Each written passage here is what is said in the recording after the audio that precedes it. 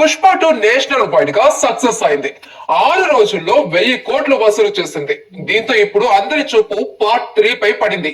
పుష్ప 3 ఎప్పుడు ఉండబోతుంది, ఎలా ఉండబోతుంది, రైజ్ రూల్ తర్వాత ర్యాంపేజ్ ని సుకుమార్ ఎలా డిజైన్ చేస్తున్నాడు అన్న చర్చ ఇప్పుడు పాన్ ఇండియా రేంజ్ లో హాట్ టాపిక్ గా మారింది.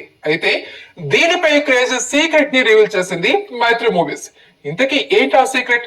Just watch it. ఇండియాలో పుష్ప 2 సంచలనాన్ని సృష్టిస్తోంది. ఇంట బయట అన్న తేడా లేకుండా అన్ని చోట్ల కలెక్షన్స్ ను రాబడుతోంది. అయితే ఈ సినిమా థియేటర్స్ లో ఉండగానే కొన్ని ప్రశ్నలు ఫ్యాన్స్ ని టెన్షన్ పెడుతున్నాయి.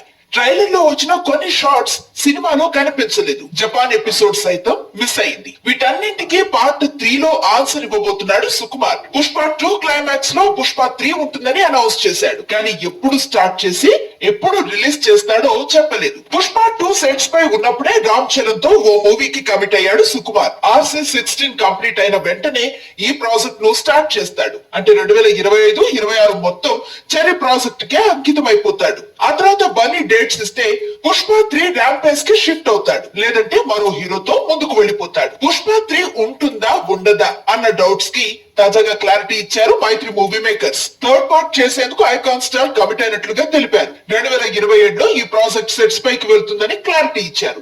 ఈ గ్యాప్ లో బన్నీ 2 సినిమాలు చేస్తాడట. ఒకటి త్రివిక్రమ్ సినిమా, మరొకటి జైలర్ డైరెక్టర్ తో అని తెలుస్తోంది. మొత్తానికి పుష్ప 1-2 తో సెన్సేషన్ క్రియేట్ చేసిన అల్లు అర్జున్ 2027లో మళ్ళీ పుష్ప 3 ర్యాంపేజ్ ని రీస్టార్ట్ చేస్తాడు.